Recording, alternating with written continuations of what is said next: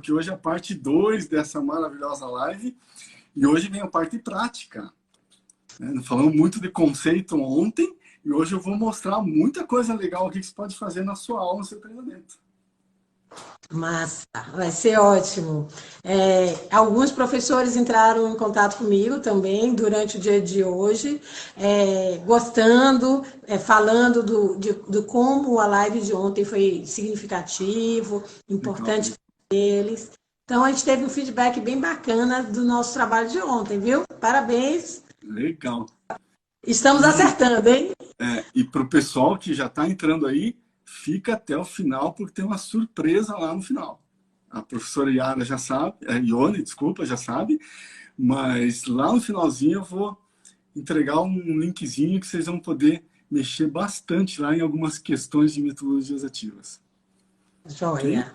Okay? Vamos iniciar, então, propriamente dito. Vamos lá. Ô, Fábio, hoje você é meu convidado, apesar que a gente inverteu a entrada, mas está tudo certo. É para tornar mais dinâmico o processo. Estamos fazendo sala invertida. Pois é, sala de aula invertida. Fábio, já que porventura tenham pessoas hoje na live que não estavam ontem, a gente pode começar se apresentando. Inclusive, muitas pessoas que estão aqui são de Salvador, não sabem onde você está, então começa apresentando, falando um pouco quem é você, de onde você vem, aonde você está nesse momento. Eu sou o professor Fábio Ricardo, estou na área de docência já há 20 anos, tive uma interrupção lá no começo, mas aí já estou há 10 anos de forma contínua e também participei do mercado por mais de 25 anos, em grandes empresas também. Minha formação de base é engenharia elétrica, e aí enveredei um pouco para o lado administrativo, fazendo pós-mestrado nessa área administrativa. Hoje sou doutorando em administração. E também fui para o lado comportamental um pouquinho, até para complementar a questão acadêmica e não para atuar diretamente nessa área, embora tenha algumas disciplinas também, mas na área de comportamental, na questão de coaching e Master PNL, que são técnicas que me ajudam bastante dentro da sala de aula. E hoje estou dedicado 100% à docência, a consultorias, tanto na área de engenharia quanto também na área comportamental e empreendedorismo. Acho que, resumidamente, é essa aí a biografia. Você está em que cidade? Curitiba, esqueci de falar, estamos quase nos extremos aqui do país. Aqui no sul, no frio do sul, que vocês chamam bastante, né? Hoje deve estar uns 15 graus, 13 graus mais ou menos.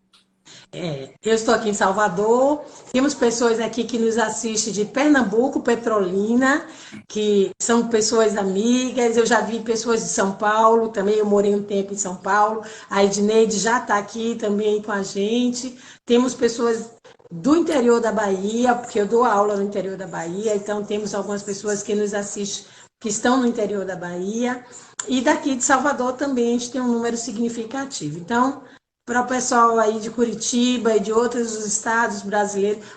Temos uma pessoa participando de Portugal. Nossa! Tá vendo? É da Europa. Legal. Então, a nossa live ela está muito transcultural. Temos pessoas de vários estados, até de outros países assistindo, participando desse processo. Todos sejam muito bem-vindos a esse trabalho. Mais uma vez, a nossa conversa hoje é bem focada em educação, é bem focada na área da prática pedagógica, do fazer do professor.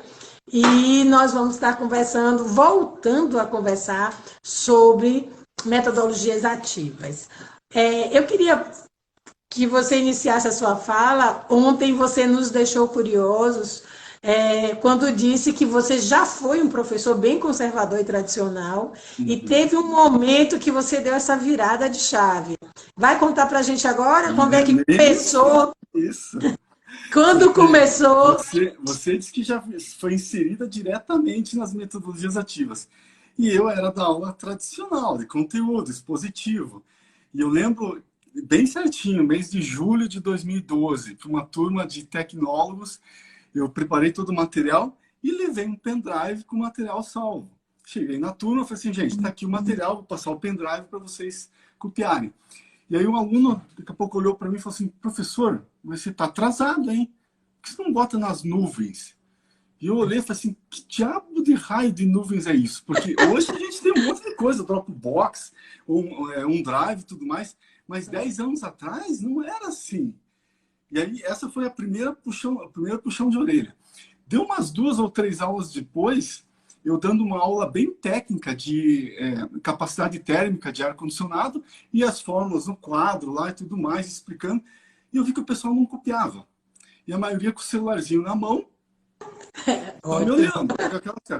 E aquilo foi me enchendo. Daí, em certo momento, eu olhei e falei assim, gente, vocês não vão copiar nada? Isso aqui é importante. Não, professor, é que nós estamos em dúvida aqui que o nosso resultado está diferente do senhor. Eu falei, como assim? Se eu estou ensinando agora? Não, é que a gente já baixou um aplicativo aqui que faz o cálculo automático e a gente já está com o resultado aqui está diferente. E aí que eu fui perceber, eu falei assim, nossa, eu estou atrasado. Se eu não começar a me mexer, toda essa questão educacional vai me engolir. E aí, desde lá para cá, eu estou assim, pesquisando horrores, sempre antenado em tecnologias, em metodologias diferenciadas, em plataformas digitais, algumas que precisam da internet, outras que não precisam, que eu vou explicar hoje, para trazer um pouco desse conceito um pouco mais evoluído aí. Então, foi mais ou menos esses 2 puxões de orelha lá atrás. A ficha caiu naquele dia que ou você mudava a sua prática ou você não ia conseguir mais falar na linguagem dos seus alunos, né? Ou eu estava fora. Pois é. Pois é. Bacana que você percebeu e se dispôs a essa mudança.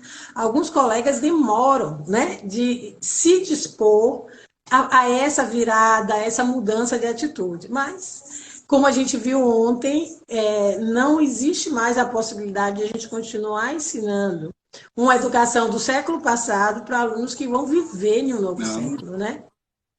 E aí? Então, agora, você é o cara das tecnologias, é o professor que tem recursos, eu sei que você usa recursos tecnológicos, aplicativos, para tornar essa aula mais ativa, usando metodologias ativas. Quais são esses recursos, quais são esses aplicativos, como é que é a sua aula? Até fiz algumas anotações aqui e daqui a pouco eu vou até um pouco desmistificar essa questão de que a gente ouve muito falar assim, mas eu dou aula numa escolinha que eu pego um ônibus da prefeitura, ando 1 hora lá e lá mal tem luz elétrica. Como é que eu vou usar tecnologia lá? Mas tem outras formas de fazer metodologias ativas sem o uso da internet ou das tecnologias. Eu vou explicar algumas delas aqui. Mas, assim, você falou ontem muito no conceito de metodologia ativa, falou muito assertivamente, que o principal ponto é levar o aluno ou a pessoa que está sendo instruída a ser protagonista no meio em que ele está inserido. Então, seja lá na educação fundamental, até a pós-graduação, ou numa área de treinamento qualquer. E eu considero alguns pontos que você tem que aplicar inicialmente para que isso aconteça. Então, até uma pergunta ontem, como é que eu faço isso no EAD? E o que eu vou apresentar aqui também casa certinho. Uma das primeiras coisas que eu considero é conexão com o seu público. O tal dos 5 primeiros minutos. Se você não faz isso nos 5 primeiros minutos, a sua aula está perdida.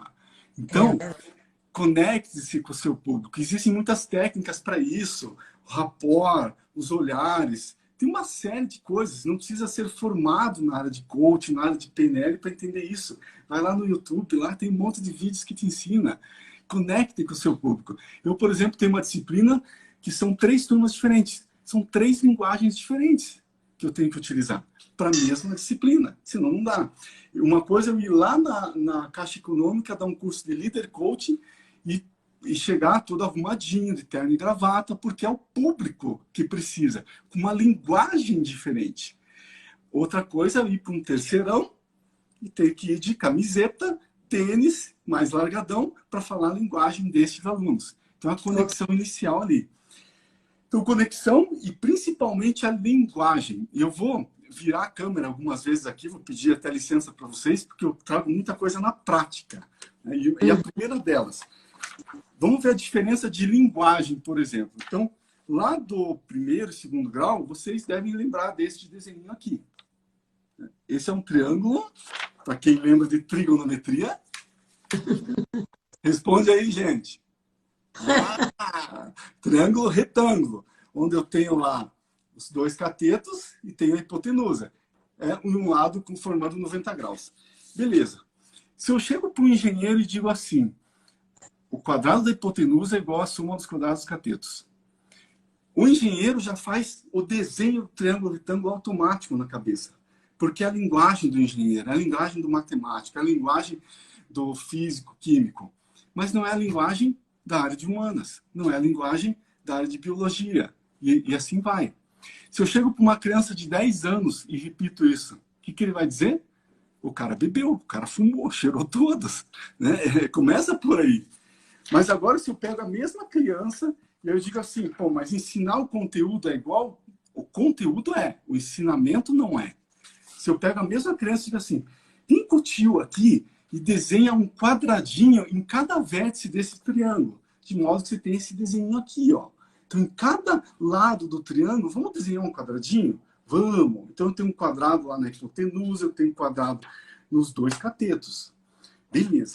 E se eu enchesse esses dois quadrados de água, o que aconteceria? Será? Então, eu começo a usar uma linguagem para a criança. Eu vou inverter rapidamente a minha câmera aqui, para vocês darem uma olhadinha em uma coisa bem legal. Eu digo assim, olha, toda a aguinha dos catetos está indo lá para a hipotenusa. Então, toda a soma das águas dos catetos cabe exatamente no quadradinho da hipotenusa. E vice-versa. E se eu virar isso da outra forma, mesma coisa. Toda a água que estava na hipotenusa veio dividido para os quadrados dos catetos. E aí, eu ensinei o mesmo conteúdo, mas de uma linguagem diferente. Vê que é uma forma diferente de utilizar. Então, a segunda questão que eu chamo muita atenção é use uma linguagem de acordo com o seu público. Muito bacana. Pois é.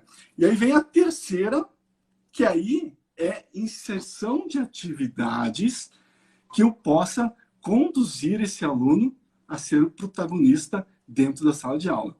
E aí cabe um mundo enorme de possibilidades aí. Eu acredito que até você possa explicar e já tem utilizado bastante aí também nos seus treinamentos isso, né? Eu tenho alguns jogos, na verdade, algumas formas de desenvolver dinâmicas no processo de aprendizagem, alguns que eu inventei, outros que eu vivenciei em algum momento do meu processo, mas dei vamos dizer assim, uma personalizada nele para que fosse mais prático, na realidade, do meu aluno. Então, a gente tem algumas ações, sim, mas gostaria de deixar hoje mais você dividir isso aí. Mas tem umas ações assim, bem bacanas. Só ligeiramente, alguns anos atrás, quando eu estava em sala de aula em educação básica, eu dei um insight um dia, eu queria conversar com os alunos sobre os erros. A gente fazer acordos sobre como lidar com acertos e os erros dele. E um dia, minha filha era pequena, ainda criança, estava na sala de casa brincando do jogo da memória, né? Da memória. E quando elas estavam brincando do jogo da memória, eu tive um insight. É aquela coisa que você tem um insight na hora. Eu disse, poxa, no jogo da memória, a gente tem que errar para saber acertar. A gente só acerta depois de errar. Então, eu disse, vou jogar com os alunos. Aí eu criei um jogo da memória. Naquela época não era no computador ainda. Eu fiz em folhas de papel grande, cartolina, que virava, colava no mural da sala. Hoje eu tenho esse mesmo jogo já feito em PowerPoint, onde a gente faz os hiperlinks e faz todo o jogo lá. E eu ainda aplico ele hoje na minha sala de aula, seja no ensino superior, ou mesmo ensinando a eles como lidar com esse processo. Então, assim, o jogo da memória virou um recurso de provocação, para a gente discutir o lugar do erro no nosso processo de ensino e aprendizagem. Né? E isso funciona de maneira bem bacana, porque eles curtem o jogo e fixam o aprendizado. Né? Eles não vão esquecer mais desse processo. Mas, enfim, temos algumas também. E aí eu te pergunto, você utilizou lá atrás, com sua filha, um processo que não precisou da internet. E essa não, é uma na das época... primeiras, eu ia falar um pouquinho depois, mas é uma das primeiras atividades que a gente pode pensar dentro da sala de aula. Então, eu levo muito a ferro e fogo dois conceitos muito poderosos dentro da sala, que o primeiro é a taxonomia de Bloom, que divide lá em 6 etapas a pirâmide, e você começa lá embaixo, que é a forma mais básica de aprendizagem, que é o relembrar. É onde eu só decolo e relembro no outro dia. Dali 2 dias está esquecido. E aí vai subindo, que é entender, aplicar, analisar, avaliar, e o último que é criar, que é onde a gente quer que o aluno, que a pessoa esteja, o educando esteja. É difícil você chegar no topo, mas você pode chegar 1 nível, 2 níveis para baixo. Hoje nós trabalhamos numa média de chegar até o analisar, que tem uma capacidade de análise. E aí, dentro da sala de aula, o segundo conceito que eu procuro colocar é sempre levar os alunos ao estado de flow. Mas nem muito para que ele não tenha ansiedade e nem pouco para que ele não saia frustrado ou aborrecido da aula. Ele tem que seguir aquela linha. Traduz que talvez alguns dos que nos ouvem não saibam o que é esse estado de flow. Né? Fala para eles o que é esse momento. O estado em que eu faço ele se desligar do mundo e se concentrar totalmente naquela atividade, naquele momento ali. Então, eu deixo momentaneamente o mundo lá fora.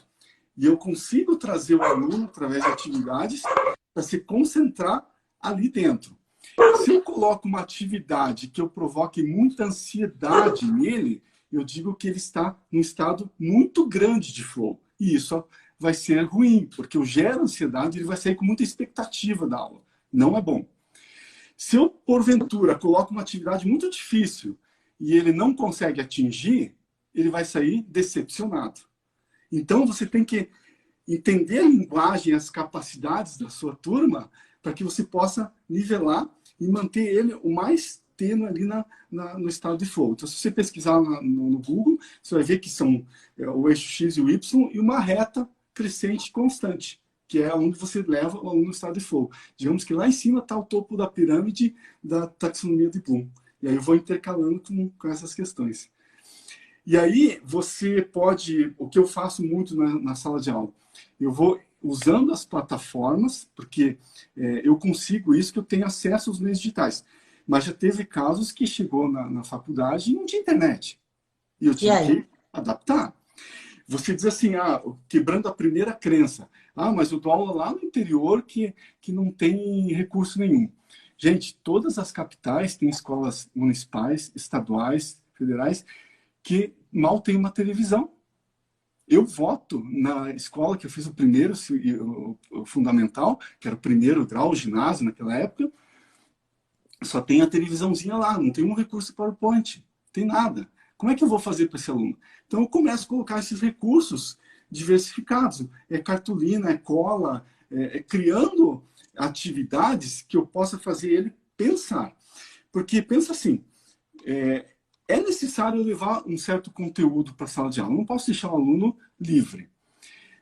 Você comentou ontem que hoje a gente bota uma palavra no Google, vem lá 5.000 possibilidades. Ok? Mas o professor está ali para funilar um pouco isso, porque o objetivo final ele é igual para todo mundo que está ali. Então eu digo assim para os alunos de engenharia, você vai construir um protótipo de um carro. O objetivo é o mesmo para todos. Vai sair um carro diferente, um pode fazer um carro com 3 rodas, outro com 4 e assim vai. Se eu digo para a área de humanos, você vai construir um texto sobre análise comportamental. O objetivo é um só, mas você vai encontrar caminhos diferentes. E aí o professor está ali para, está se desviando muito, vem para cá, e assim vai. E eu estou lá no meio do rural, ou não tem internet, nada. Procura na internet o que eu posso fazer de atividade para envolver aqueles alunos naquele momento que eu não tenho os recursos tecnológicos. Por exemplo, o jogo da mancala. Se cava meia dúzia de buraco no chão e você está ensinando matemática com pedrinhas. Recurso super simples que não custa nada. E você vê, é um jogo africano de extremo conceito lá na África, que veio para o Brasil, você encontra o tabuleiro, tudo bonitinho, mas você pode fazer com caixa de ovo, por exemplo. Agora, até para a pandemia, para as crianças em casa, é bom isso. Né? Então, essa questão de que eu preciso das tecnologias não é muito verdade. Eu acho que é mais uma desculpa, uma muleta para o professor não evoluir. Tem uma das primeiras plataformas, então, lá no finalzinho, gente, o que vocês vão ganhar? Vocês vão acessar um linkzinho e eu preparei uma aula show com quase 100 slides. Vocês vão baixar um monte de material lá, vocês vão ter várias plataformas, vão testar algumas, só que só vou dar o link no finalzinho da live. Acompanha então até aí. Até lá. Quem quiser tem que ficar Exatamente. até o final.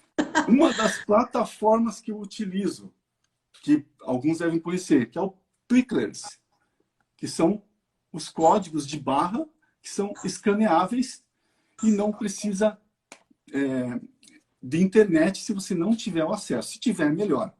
O que acontece? São 63 plaquinhas como essa.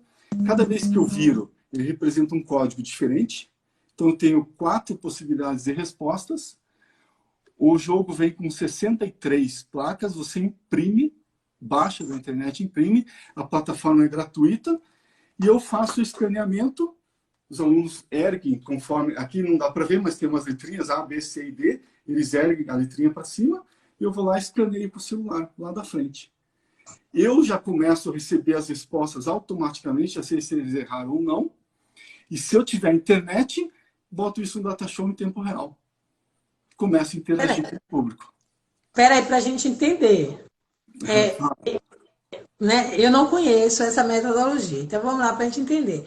Você distribui essa mesma cópia para todos os alunos. São 63 códigos diferentes, em papel. Certo. 63 diferentes. Cada um tem um númerozinho. Esse aqui, por exemplo, é o número 3. Não dá para ver, mas é o número 3. Para o número de alunos que tiver, cada um tem um. Isso. E aí... Aí eu coloco uma pergunta no quadro, ou o próprio sistema eu consigo passar no DataShow, ou eu vou digitar essa pergunta, e vão ter até 4 respostas, e ele vai dizer assim, essa resposta é a A. Ele ergue com A para cima. Eu lá da frente, eu escrevo esse código. E na minha tela do celular, eu tenho todas as respostas certas e erradas. Então, o que eu faço com isso? Eu intercalo atividades de forma que eu consiga fixar conteúdos e fazer avaliações também. Mas de uma forma não tradicional, daquela prova que você tem que estar fazendo decoreba, escrevendo e tudo mais. Então, essa é uma das plataformas que ela pode ser usada com a internet, e aí eu já tenho o resultado na hora, os alunos vibram, assim, quando todo mundo acerta, desce uns confetes na tela, e, então pode, o que eu chamo assim, dá um incentivo para o aluno, né? Assim, olha, se aparecer confete aqui, gente, meio ponto para todo mundo. Nossa, ele se mata a estudar. Então, aí eu preciso assim, vamos deixar todo o pessoal em estado de flow ali. Então, eles fazem uma espécie até de competição sadia dentro da sala de aula. E aí, escaneio, beleza. Se eu não tiver internet, tudo bem, eu vou escanear da mesma forma, ele vai entrar na memória do meu celular. Quando eu chegar em casa e conectar, baixou para o servidor. Você manda a resposta. E aí, manda a resposta para eles e tudo mais. Então, essa é uma das tecnologias que não precisa internet, que dá para inovar. E aí, as outras, aí, claro que já vai para uma questão de uso da internet. O Brasil, assim, é um pouco atrasado ainda, se você for comparar com a Europa e tudo mais. Europa, cada canto que você entra, tem um Wi-Fi aberto. Para a gente aqui, a universidade, muitas vezes, está capenga de sinal ainda, né? Mas dá para usar, dá para se divertir bastante ainda. Se o pessoal tiver alguma pergunta, alguma dúvida, eu não sei se sua filha está ajudando aí, porque eu também não estou conseguindo ler tão rápido aqui, tá? E se preocupe aí com a sua elaboração, sua aplicabilidade, e a Nay vai ficar aqui ligada. Eu acho que eu vi que parece que o do Carlos fez alguma pergunta, só comentários. Só comentando, ok. Então, aí com estas atividades, você consegue bolar a sua aula, sua tarefa, seu treinamento, para realmente conduzir o aluno o tempo inteiro, de forma que ele fique em estado de flow. Desligue-se do mundo, desligue-se das redes sociais e preste atenção no conteúdo. Se a gente entrar no mundo digital, as possibilidades aumentam assim consideravelmente. Então tem várias plataformas. Nesta aulinha que eu preparei depois para o pessoal, eu até indico as que eu uso particularmente. Eu já testei mais de 60 delas e eu uso mais ou menos 5 a 6 plataformas.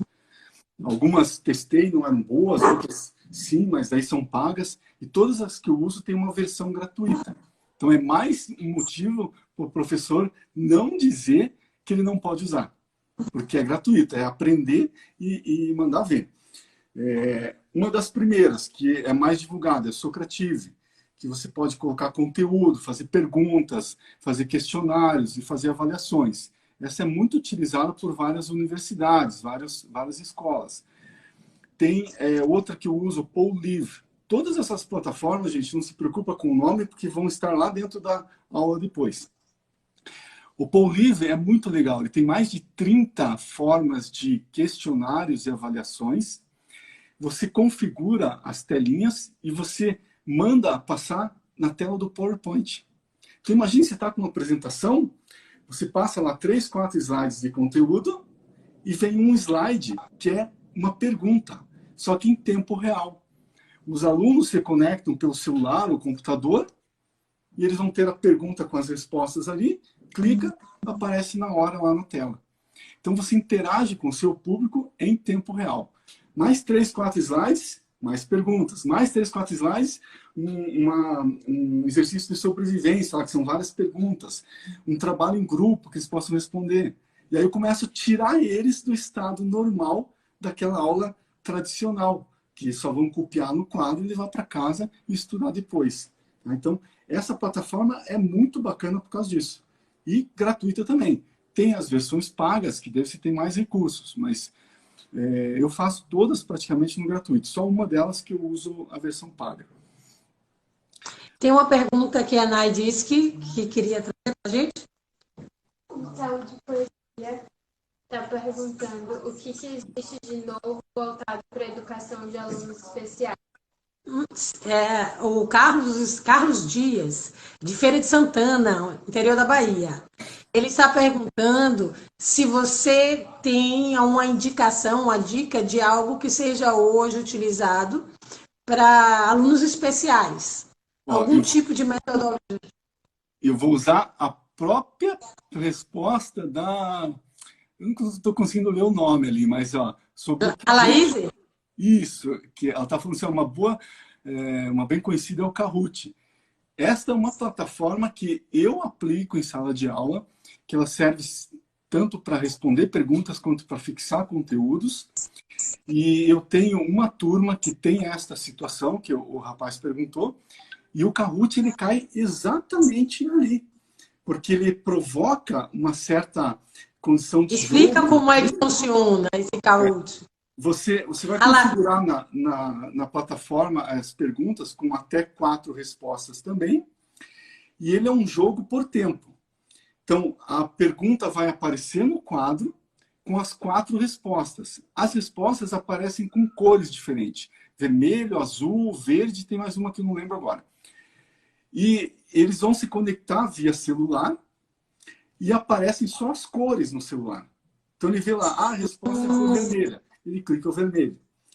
O Kahoot ele permite que entre até 100 pessoas juntas. Então você faz aquele joguinho lá, bota lá de 1 minuto a 2 minutos por resposta, e eu jogo conteúdo mesmo ali. Às vezes eu ponho assim, galera, agora vem uma pergunta que você tem que ir até a internet, pesquisar e voltar aqui para responder. Boto lá 2, 3 minutos, para dar tempo, né? E eles fazem uma algazarra na sala de aula, muitas vezes. Imagina. Aquele negócio de time, assim. Às vezes eu separo equipes e fica aquela competição. Eu digo assim, depois no final ele dá o pódio lá, primeiro até o 5º lugar. Assim, quem ficar em primeiro tem 1 ponto a mais. Quem ficar em segundo tem meio ponto. Em terceiro tem 0 ou 2. Em quarto não tem mais nada. Então eles vão meio que se matando, literalmente, para jogar aquilo. E essa turma que tem essa situação... Oi? Deixa eu só te dar um toque. A Laís, que deu a contribuição, ela é especialista em gamificação.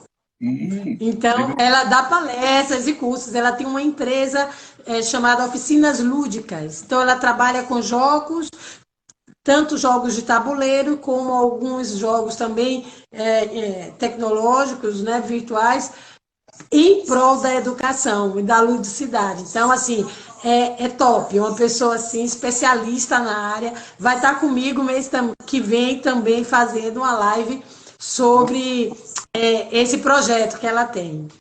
Legal, gostaria que ela, se ela pudesse se conectar depois comigo, que eu gostaria de saber mais sobre isso. Porque Te dou vontade. uma das grandes dificuldades é a inclusão social hoje, e nós temos, é uma realidade já nas faculdades, então você tem alunos com deficiência visual, auditiva, e que a universidade é obrigada a colocar um acompanhamento devido, os tutores devidos, mas aí a grande questão é você ditar o ritmo pelo aluno especial e não pelos demais alunos, mas que os outros também não percam conteúdo. Então, eu tenho uma turma exatamente assim, só por questões éticas não vou expor muito, mas eu levo muito essa questão de gamificação, porque é a forma mais rápida de aprendizagem, mais fácil. Esse aluno, eu chego na sala de aula, professor, vai ter Kahoot? Diz, vai. A gente faz o Kahoot lá. E o Kahoot e várias outras você pode fazer via EAD, via remoto, que você consegue. Isso. Né? Mesmo hoje, diante da pandemia, em um processo virtual, se aplica esse tipo de atividade com tranquilidade, né? Exatamente. Deixa eu só dar uma... Me permita só uma contribuição Fica à vontade. rápida Fica à vontade. sobre a questão da inclusão. Uhum. Seja qual for a realidade de inclusão desse aluno, quanto mais incluído no processo ele estiver, o que eu quero dizer com isso? Quanto mais essa relação desse aluno especial com a sala de aula for uma relação mais implicada, sabe? Essa relação for mais atuante, a troca de conhecimentos vai levar um crescimento do processo, tanto para o aluno especial, como para a turma como um todo, que aprende sobre uma nova experiência, uma nova ótica nesse processo. Perfeito. Agora, o maior problema hoje nas salas de aulas com relação à inclusão é porque o aluno, muitas vezes, ele está na sala, mas não está incluído no processo. Ele está excluído entre outras pessoas dentro de sala de aula. Então, esse professor que tem um aluno especial em sala de aula, ele tem que ter, a sua maior preocupação é incluí-lo, é fazer com que os outros alunos entendam que esse processo de aceitação, que esse aluno se sinta pertencente a essa turma e que essa turma sinta-se responsável pelo processo desse aluno especial em sala. Quando isso acontece, essa sinergia acontece, as coisas são muito produtivas. Diminui as diferenças e aumenta o crescimento. Então, cabe muito a questão de romper os preconceitos e ampliar o desejo de estar, né? De estar junto, de estar perto, de dividir. Perfeito, perfeito. Só um oizinho rápido para a Ana da Mental Forma, ela passou ali, deu um oi, Fábio. Então, oi, foi onde eu me formei em Master PNL, depois Master, Practitioner e o Master. Uma excelente formação aqui em Curitiba. Em todo o Brasil, na verdade, eu fiz aqui. Bom, essa turma que eu tenho, essa inclusão social, eu percebo muito assim, a falta de recursos ou de capacidade está mais por conta dos professores, muitas vezes. Porque nós estamos acostumados com uma turma, digamos assim, vamos considerar normal, né? Que não tenha alunos especiais ali. Quando entra um aluno com uma deficiência auditiva, ou com um transtorno mais leve, mas que esteja dentro da turma ali com você, às vezes a gente não sabe como lidar com isso. E eu sempre pego este aluno específico e digo assim, cara, vem aqui me ajudar. Eu faço perguntas diretamente para ele, vou ensinando para ele se sentir mais ali dentro. Nunca leva, agora a gente está de forma remota, mas faz muita pergunta, mas eu nunca dou as respostas, porque ele tem que se sentir que ele está incluso. E aí sempre você, cara, e se você fizesse talvez dessa forma, assim, assado? Que é o processo de coaching faz isso. Ele dá mais ou menos um direcionamento, mas que a pessoa busque as respostas. Você já sabe, mas quando ela acha a resposta, ela diz assim, nossa, achei. Parece um negócio do outro mundo. Né? Então, acho que a inclusão social está muita deficiência em treinar o educador. E não só botar uma pessoa que é especialista para ser o tutor do lado dela lá. Eu até nesta turma eu disse assim, eu não quero tutor do lado. Porque eu acho que isso causa uma má impressão para o aluno. Tem alunos que precisam realmente. Por exemplo, o aluno com deficiência auditiva, ele tem que ter o tradutor na hora ali. Mas ele tem que se sentir incluso. Então é uma questão bem bacana aí. E aí, assim, plataformas, gamificação, quase todas elas dá para fazer para a inclusão social. Uma outra questão que eu uso muito, se vocês repararam um pouco no cenário, tem lá, meu Minion tá de óculos 3D, porque realidade virtual hoje é algo que já está acontecendo nas escolas. Então, imagine você colocar um passeio virtual para um aluno que seja ou não especial, você tira ele da realidade normal e começa a transitar ele no estado de flow. Você consegue agir isso, você vê claramente dentro da sala de aula. Lá em cima, não aparece aqui, vou erguer um pouquinho, ó, Legos. Né? Então eu dou aula de gestão de projetos em que cada bloquinho de Lego é um recurso que eles têm, um tijolo, um telhado, uma porta, e eles têm que fazer a metodologia do PMI dentro do PBox, 10 pilares, e ir comprando esses recursos. Então intercala o conteúdo com um recurso manual. Do aula de empreendedorismo, ele tem que criar um produto e mostrar para o público através do Lego. Tem que fazer alguma coisa ali. Depois ele faz a pivotação desse produto, tirar itens, colocar itens para fazer. E sai muita coisa muito legal. O pessoal cria assim pet shop, faz os cachorrinhos de Lego, cria aplicativo para celular, faz a carinha do aplicativo. É muito legal isso. Então, e são coisas que não precisam de internet. Óculos VR, então, você hoje entra no... mas é muito caro, então eu até tinha... Tá aqui. Opa. Eu uso alguns modelos um pouco mais sofisticados. Está em torno de 150, 200 reais no mercado. Fui comprando aos poucos, consigo levar para a sala de aula. Pô, professor, mas eu não consigo, ganho pouco, o professor ganha super mal no país e tudo mais. Eu digo assim, lá atrás, você via os professores com a caixinha de giz embaixo do braço, que era o material de trabalho, escrito o nome. O professor comprava aquilo, não era a escola que dava, e era orgulho. Por que você não substitui isso e vai comprando algumas coisas aos poucos? Esse Lego aqui não é da marca Lego, é uma marca similar, mais barata. Então você consegue aos poucos ir se equipando para tornar a sua aula diferente das outras, diferente do tradicional, e tendo essa diferenciação no mercado. Você bota no Mercado Livre, tem um óculos da própria Google, de papelão, claro que o efeito vai ser um pouquinho menor do que esse, mas custa R$19,90. Vem com as lentes, você monta, vai lá no YouTube, tem uma infinidade de filmagens em 3D que você faz o aluno viajar literalmente para outros estados emocionais. Eu dou aula para engenharia elétrica, eu preciso mostrar para eles como funciona a alta tensão. Mas eu não posso levá-los num ambiente com alta tensão, porque senão morre todo mundo. Então eu coloco uma filmagem, literalmente. É um ambiente controlado, tem que ser feito desligamento, então não se consegue levar uma turma. Como é que eu faço? Levo óculos, tenho 10 óculos, levo lá, eles vão passando de um para o outro, e lá tem filmagens de dentro de subestações de energia. E ele está lá dentro, pertinho do equipamento. Outra coisa que eu faço, câmerazinha, 360 graus. Eu vou no laboratório, eu gravo uma aula, esse aluno coloca o óculos na sala e parece que ele está tendo essa aula dentro do laboratório, comigo lá dentro. Outra coisa que eu posso fazer com a câmera, posso transmitir ao vivo, se ele estiver usando um óculos, da onde que ele esteja, por exemplo, uma live, parece que ele está na realidade virtual ali, naquele momento, online comigo. Então, isso, gente, é algo, claro, que é um pouco afastado da nossa realidade agora, mas que lá na frente vai ser a condição necessária para a educação. Você colocar um óculos virtual para ter aula à distância.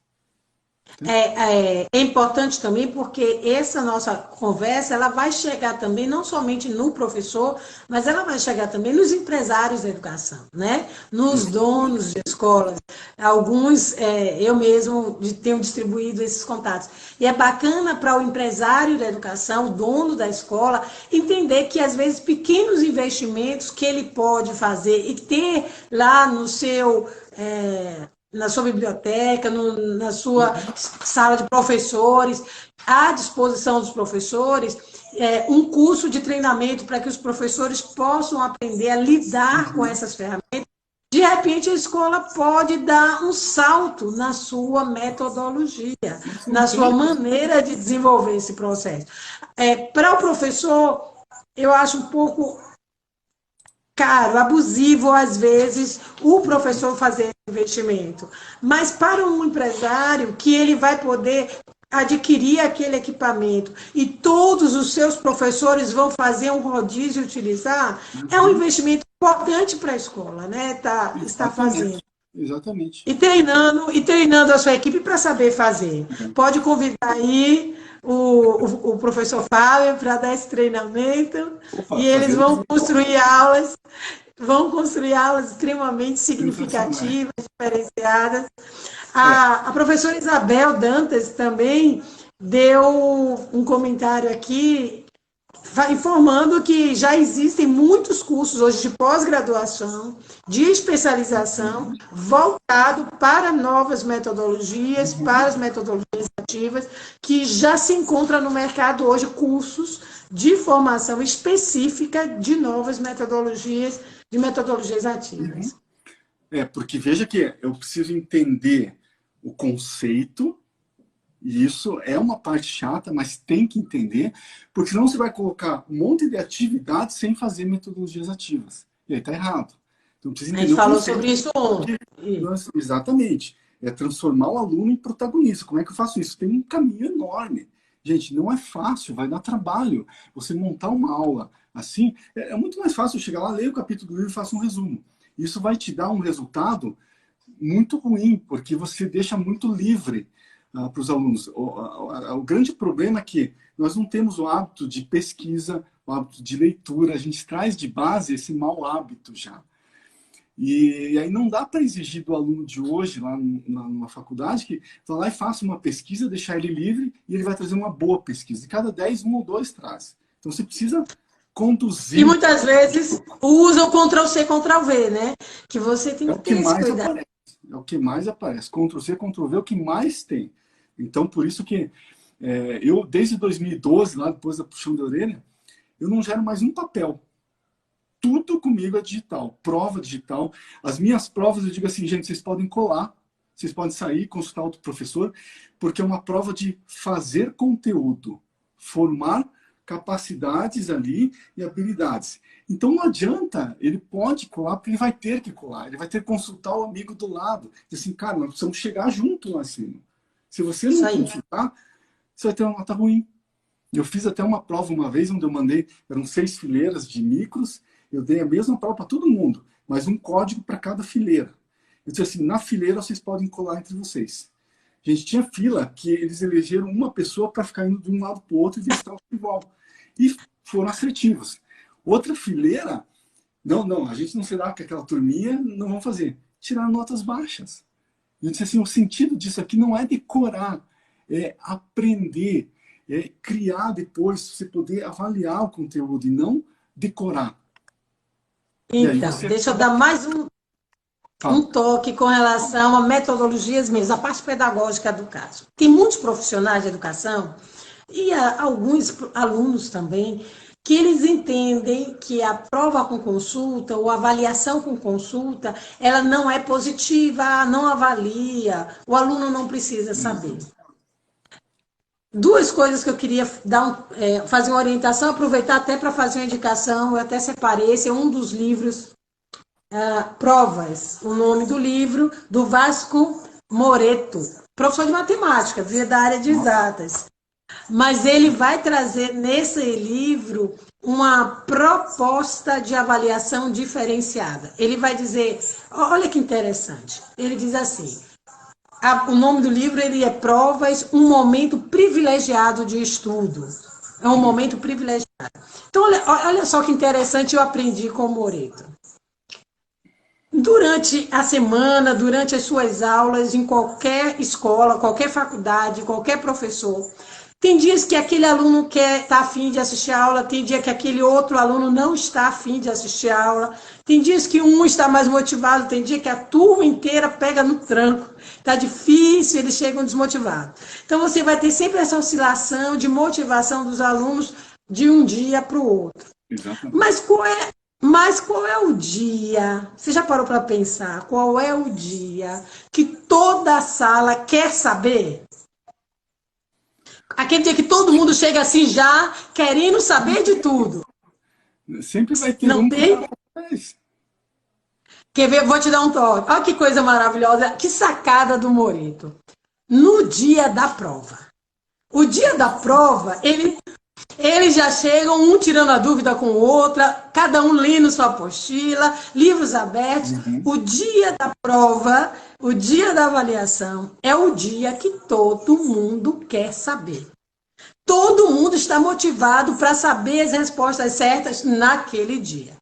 Via de regra, em uma proposta tradicional, nesse dia da avaliação, os professores dizem assim, ó, guardem os livros, guardem o material, fecha tudo, abaixa a cabeça, individual, você, lápis e prova. Acabou. Então, o dia que eles estavam mais motivados, nós não permitimos mais aprendizado.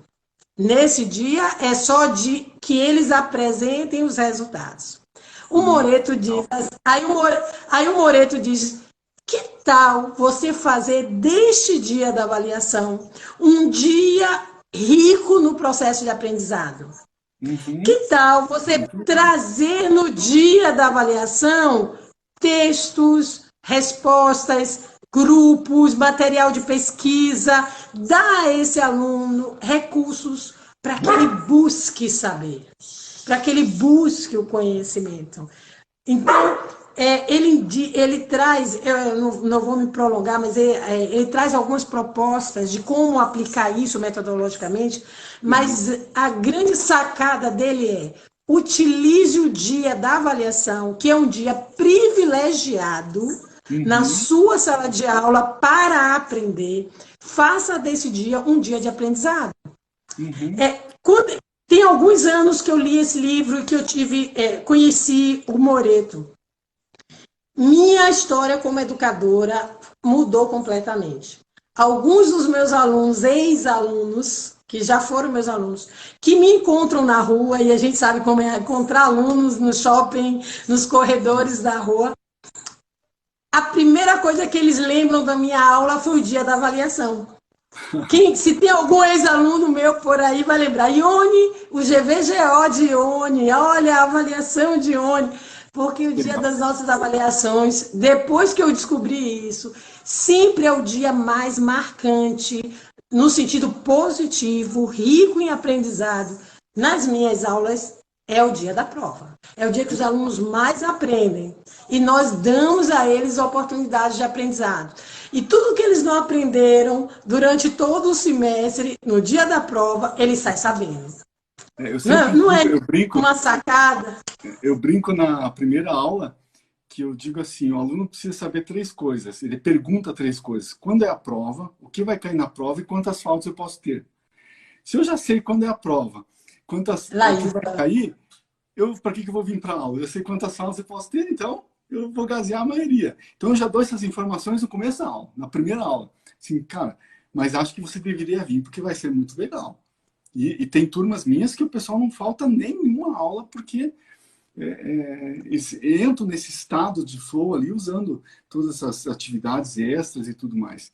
Uma última, eu acho que a gente começou... Eu queria ver sua aula, usar um óculos 3D, entrar nessa viagem virtual. Alguma coisa até eu queria. Que eu preparei. A gente pode já deu vontade de assistir a sua aula. Não, a gente pode preparar uma outra live que seja uma aula. Fica aí a sugestão. Uhum. Eu Quem queria sabe? apresentar uma última plataforma muito legal, que é a Nearpod. E lá você consegue fazer um horror de Não. coisas. E essa aula que eu preparei, Tempo. eu acho que a gente começou 18h05, mais ou menos, tem uns 5 minutinhos ainda. Eu nem tinha me dado conta, a gente já está Não, acabando. tem 5 minutinhos ainda. Mas aí, Então, vamos assim, lá. imagina eu ensinar biologia para um aluno da forma tradicional ou de forma 3D. Que eu possa virar e Olha, ensinar o bichinho lá. Imagine eu utilizar uma tecnologia para mostrar a corrente sanguínea, os glóbulos para o aluno. Imagine eu utilizar para ensinar corpo humano. Todas as partes que compõem o corpo humano.